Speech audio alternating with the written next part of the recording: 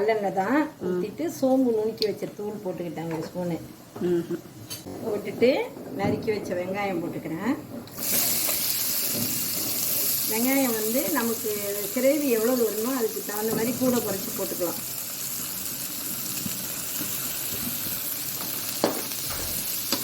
இன்றைக்கி நாங்கள் இதை தான் சாதத்தில் போட்டு சாப்பிட போகிறோம். அதனால் வெங்காயம் கொஞ்சம் நான் கூட போட்டிருக்கேன். ஓகே, வெங்காயம் போட்டோன்னே கருவேப்பிலை போட்டுப்பேன். கருவேப்பிலை வந்து கொஞ்சம் கூடவே போடலாம். அது ஆளுக்கு கருவேப்பிலை நிறைய போட்டாலும் நல்ல டேஸ்ட்டாக தான் இருக்கும். அதனால் நான் கருவேப்பிலை கொஞ்சம் கூடவே போட்டுப்பேன். நீங்கள் உங்கள் விருப்பத்துக்கு தகுந்த மாதிரி போட்டுக்கோங்க. ஓகே,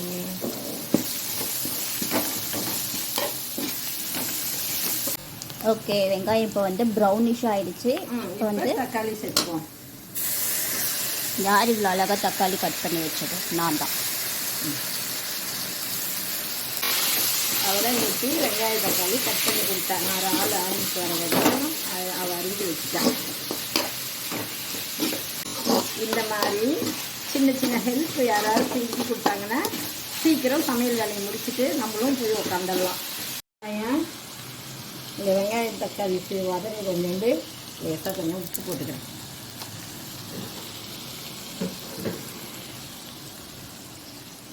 வெங்காயம் தக்காளி இந்த அளவுக்கு வதங்கினோன்னே அடுப்பு சிம்மில் வச்சுட்டு இப்போ வந்து நம்ம மசாலாலாம் போட ஆரம்பிச்சிடும். இப்போ தேவையான அளவு மஞ்சள் பொடி,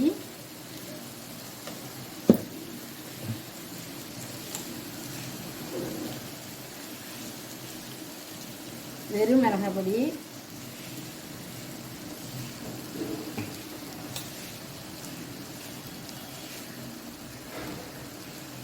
இது என்னது?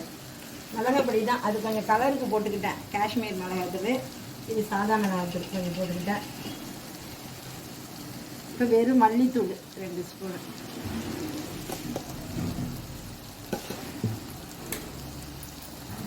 போட்டுக்கிட்டு இது எங்கள் வீட்டில் அரைச்ச குழம்பு பொடி நல்லா 1 ஸ்பூன் போட்டுப்பேன்.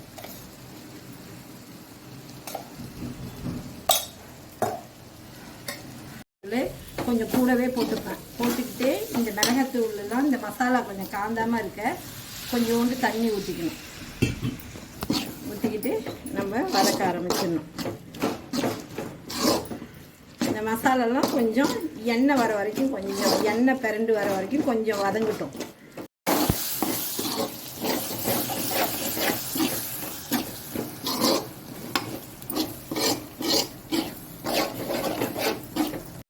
இப்போ நம்ம ஊற்றின எண்ணெய்லாம் மேலே திரண்டு வர ஆரம்பிச்சுட்டு இப்போ நாளும் போட்டுக்க வேண்டியதுதான்.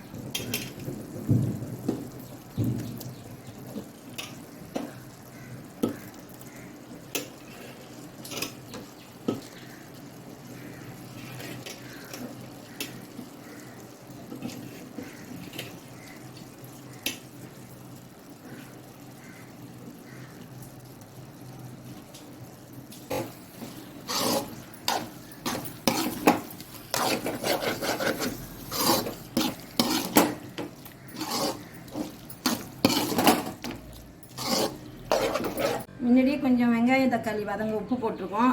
இப்போ இறாலுக்கு தேவையான உப்பு போட்டுக்கோம்.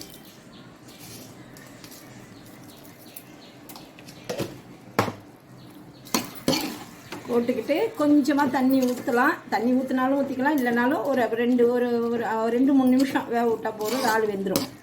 நான் வெந்ததுக்கப்புறம் ரெடியானாலும் காட்டுறேன்.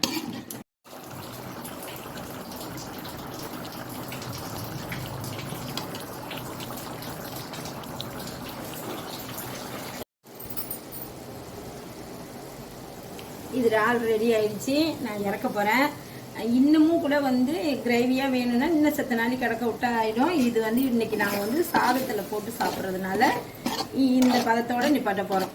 நீங்கள் இதை வந்து இதில் சில பேர் வந்து இஞ்சி பூண்டு விழுது போடுவாங்க, தேங்காய் வந்து சோம்பு போட்டு அரைச்சி ஊற்றுவாங்க. ஆனால் எங்கள் வீட்டில் அது போடாமே இப்படி செஞ்சாலே பிடிக்கும் எல்லாருக்கும். அதனால் நாங்கள் இப்படி செஞ்சுருக்கோம். சாம்பார் சாதம், ரசம் சாதம், தயிர் சாதம் எதோட வேணாலும் வச்சு சாப்பிட்லாம். சாதத்தையும் போட்டு சாப்பிட்லாம். சூப்பராக இருக்கும். நீங்களும் செஞ்சு சாப்பிட்டு பாருங்கள். பாய். போறப்பு தான் நல்லா ருசிச்சு சாப்பிட கிடைச்சது.